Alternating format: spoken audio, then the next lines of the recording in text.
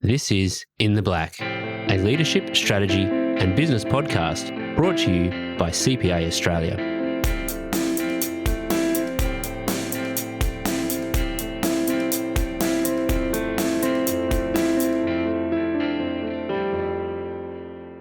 Hello, and welcome to another episode of In the Black's Career Hacks. I'm Gareth Hanley. In this series, we bring you the latest strategies and tips to help you supercharge your career. Today we're speaking with Richard Triggs about the hidden job market. Richard is an executive search and recruitment specialist who has perfected the art of uncovering hidden jobs. He's the founder of Arete Executive, where he spends his days helping people find their dream job. And he's the author of Uncover the Hidden Job Market, How to Find Your Next Senior Executive Role, and Winning the War for Talent, How to Attract and Retain Top Performers. Welcome to the podcast, Richard. It's great to have you with us. Thank you. Wonderful to be here. And as we said earlier, this conversation's been a while in the coming, so it's excellent to finally have the opportunity to have a chat to you. Thanks, Richard. Richard, there's currently around 240,000 jobs listed on Workforce Australia, and around 8,000, I think it was 7,800 of those, are accounting and finance roles.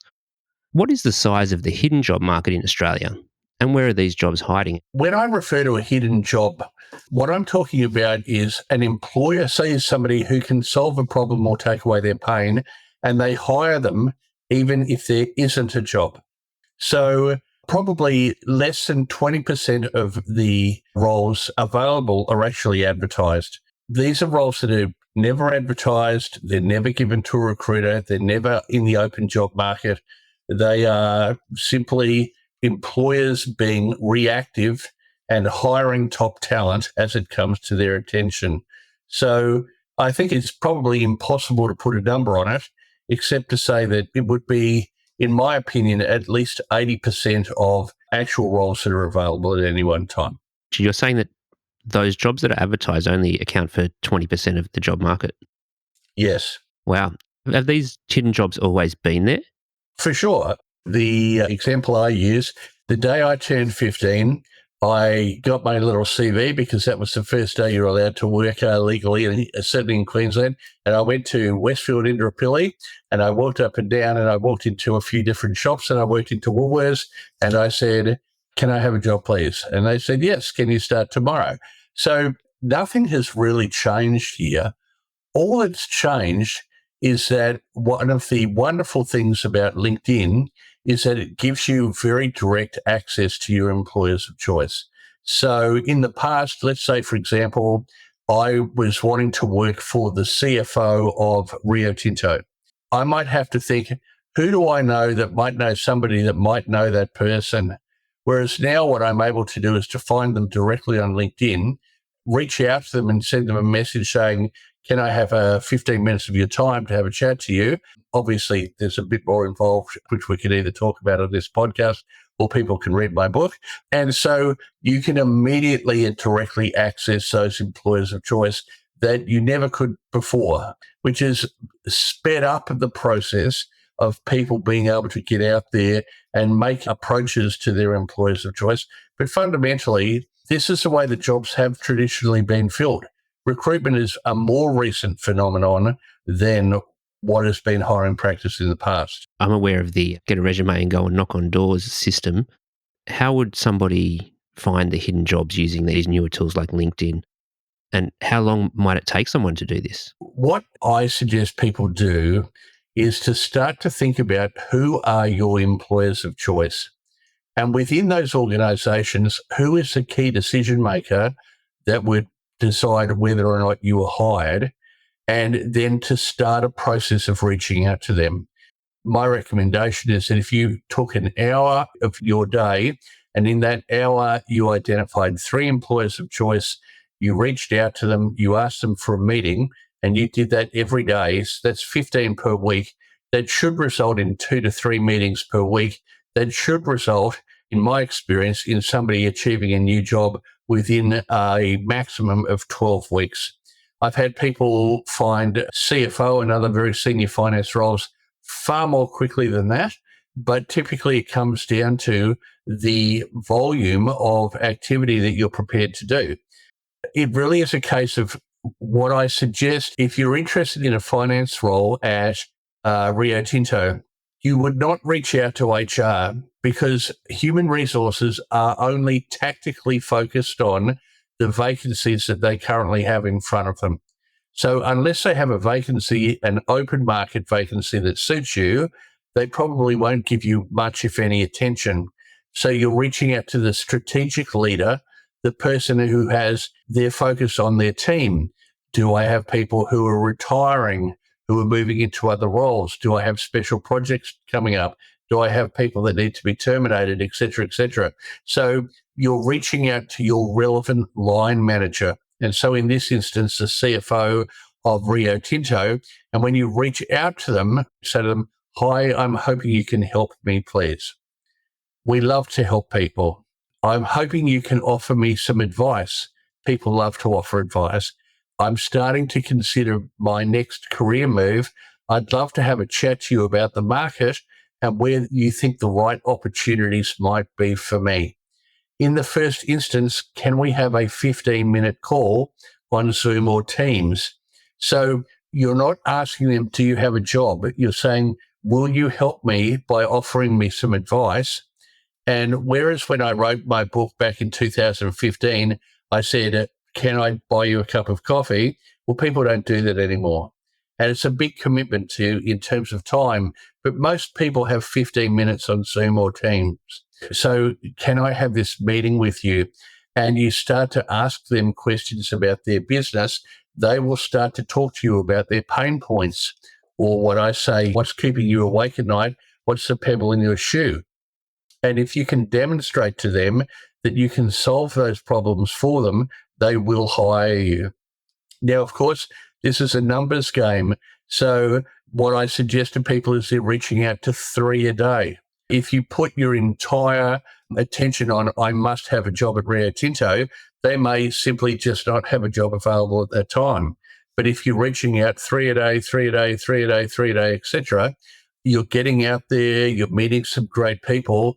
They may not have a job, but they may be able to refer you to a job. But typically I find, and I've coached literally thousands of people through this process now, that if somebody is doing it consistently and proactively, they are generally easily finding a new job within 12 weeks. Some great templates there, Richard. I noticed that you had some of those in your book as well, and we will leave links in the show notes to resources for people as well. So if anyone listening does want to look for more resources, just check the show notes. You said you've coached thousands of people through that. Are people generally hesitant to start doing this, have you found? And what's the block? Yes. It's an excellent question. I would say, so firstly, just going back on a previous point you made, if anybody would like a free copy of my book, you just need to go to my website and download it for free. I'm not here today to sell books. Of course, if you want to buy a hard copy of it on Amazon, you go for it. But if you're happy with a PDF version, you can get it for free. I would say since the book first came out in 2015, I've probably sold or given away at least 15,000 copies of this book. I would say of those 15,000 people who have read the book, assuming that they have all read their books, a very, very small percentage of people actually do it. How do I know this? Because they ring me up 3 months later. Oh, Richard, I read your book and it was so good. And, I updated my CV and I updated my LinkedIn profile. And I say to them, how are you going in terms of reaching out to your employers of choice? And they typically say, I'm not doing it. And when I ask them why, they might come up with all kinds of excuses. But the reality is they're either too lazy or they're too egotistical, or most likely they're too scared of rejection. And a lot of people in your profession, CPAs and accountants and so on, they by nature are a little more introverted. But the reality is there is a war for talent. These employers want to hire you. They can't hire you if they don't know who you are. And if they can hire you directly, then in some instances, they're going to be saving tens of thousands of dollars in recruitment fees. So it is absolutely in their interest to meet you. So a lot of this hesitation or reservation from candidates from a fear of rejection just start to get into a habit. every day, 3 a day, 3 a day, 3 a day. And you'll start to see these people respond.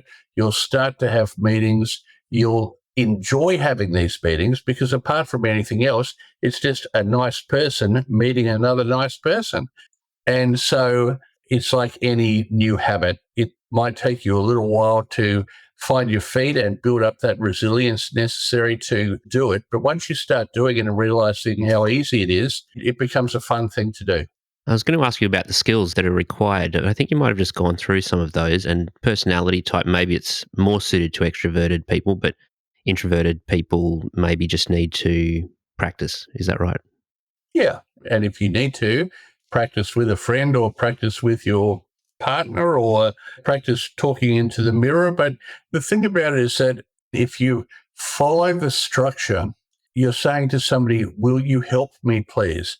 Well, I love helping people. And I would say 99% of people love helping people. So you're not being a telemarketer. You're sending them a message, will you help me, please? I'd love some advice from you.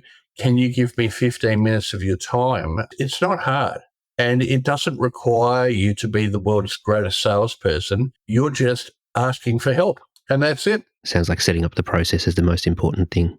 It is definitely, I find regularly people will read my book and then they will say, I'm not getting any people who are responding positively to my messages.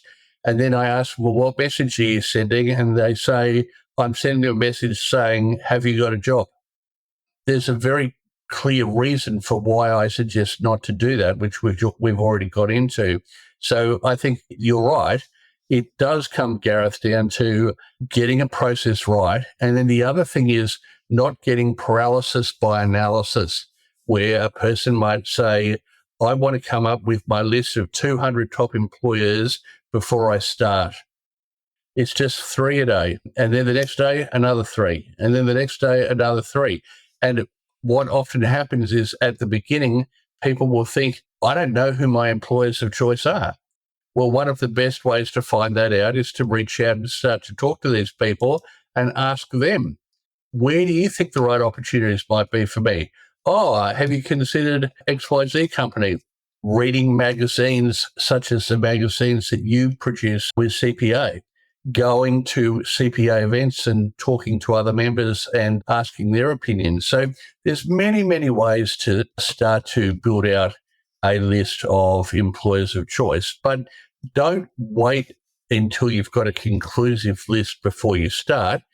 You know, that old saying, how do you eat an elephant? One bite at a time. It's the same way you walk a mile, a step at a time. That's right. I need to do that more often. We hope you're enjoying In the Black's Career Hacks series. If you're interested in the latest news, analysis, policy updates, and business insights, you should check out CPA Australia's With Interest podcast. Join us as we dive into the news and delve into the business issues of the day.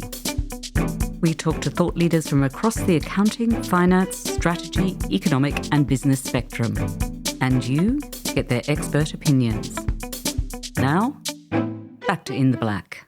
Is your LinkedIn profile as important or maybe more important now than your CV? Well, I think they're both still very important.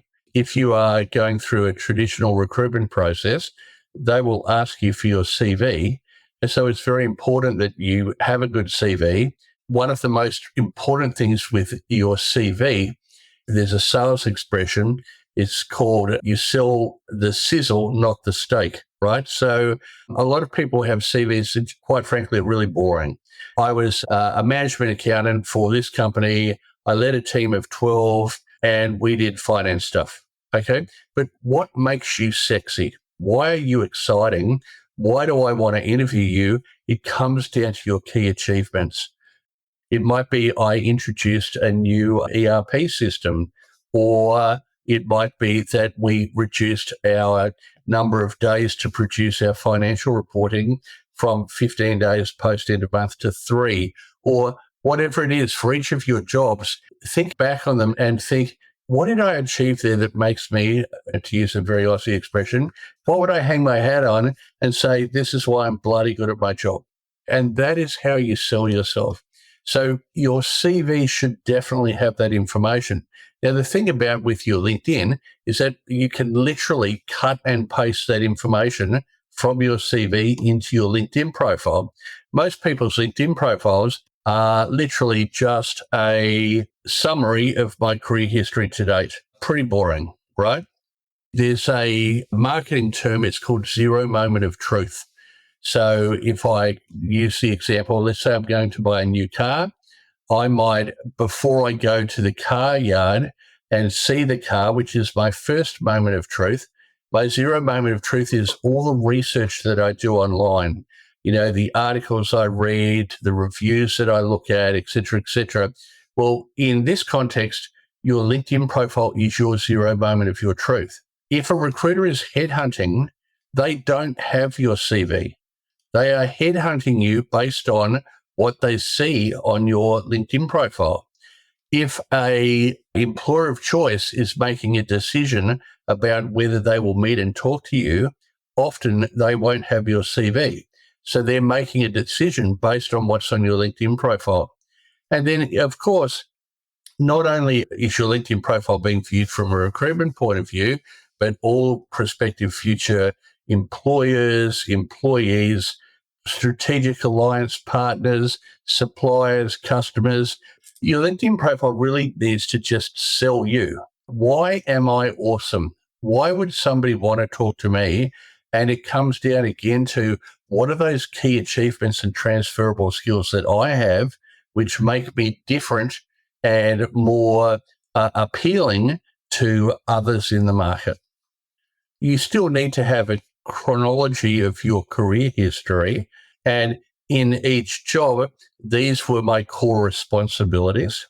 I led a team of 15. It's a responsibility. It's not an achievement.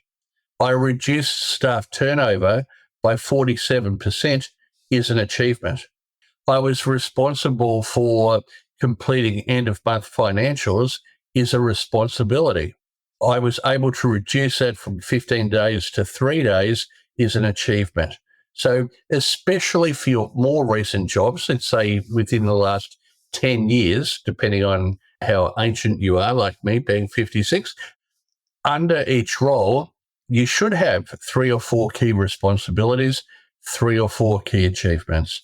It's not instead of, it's as well as. It's the same thing with the hidden job market. I'm not telling people don't talk to recruiters or don't apply for jobs. Of course, you should still do that. You should just not only do that. Are there any myths about CVs that you're seeing all the time that are worth busting? Yeah, there's loads.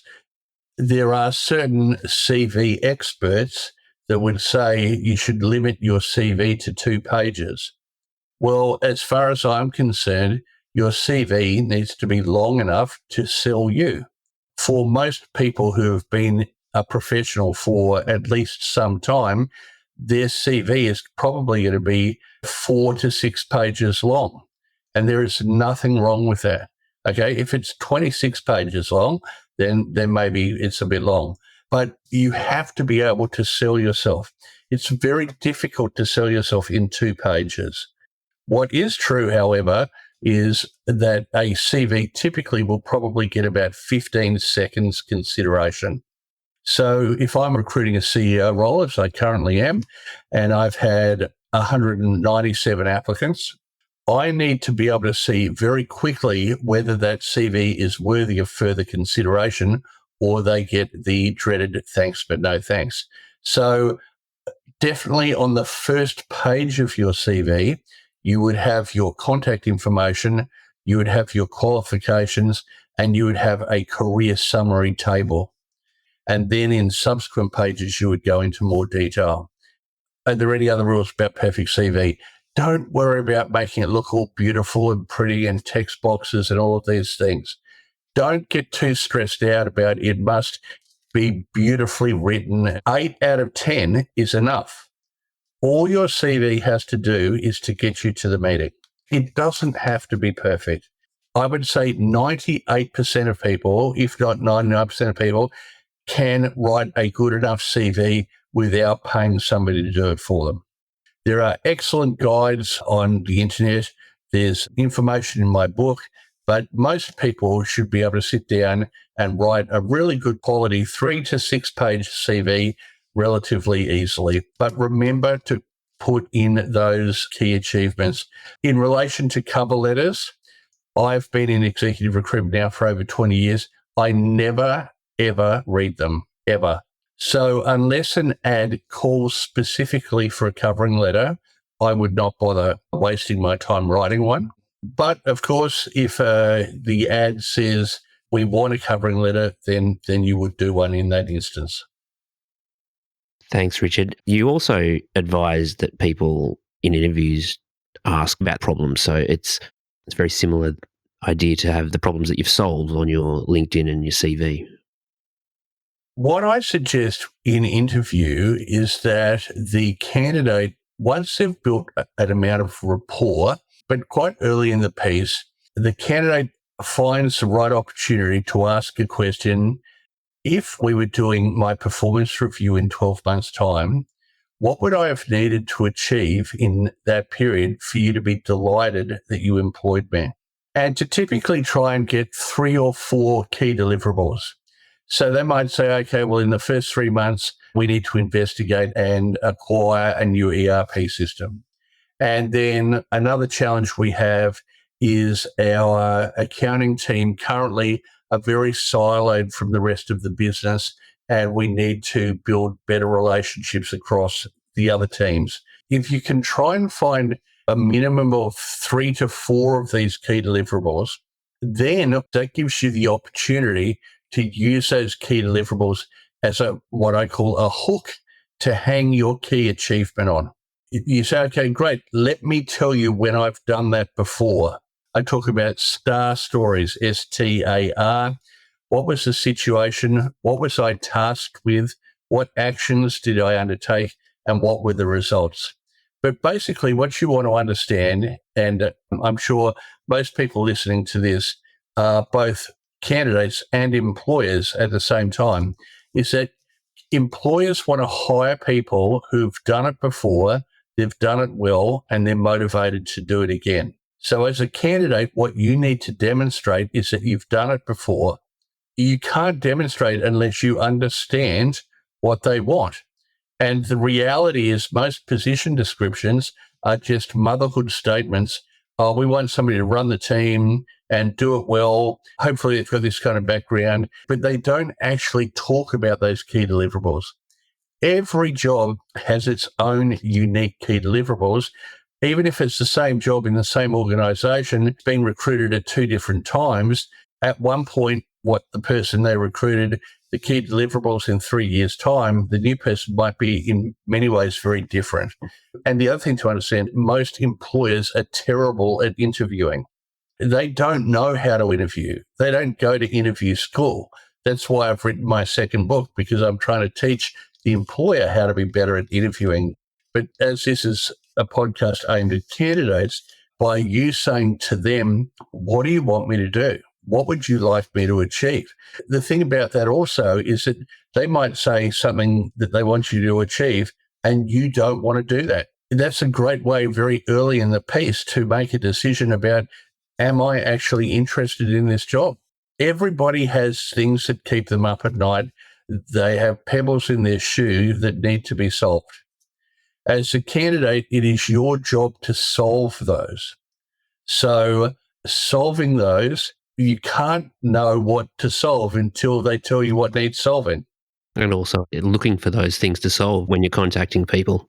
Yeah, it's the same thing in the hidden job market. You go, you meet, and once you start the conversation, you build some rapport with that person. You say, if you don't mind me asking, what's keeping you awake at night? What's the pebble in your shoe?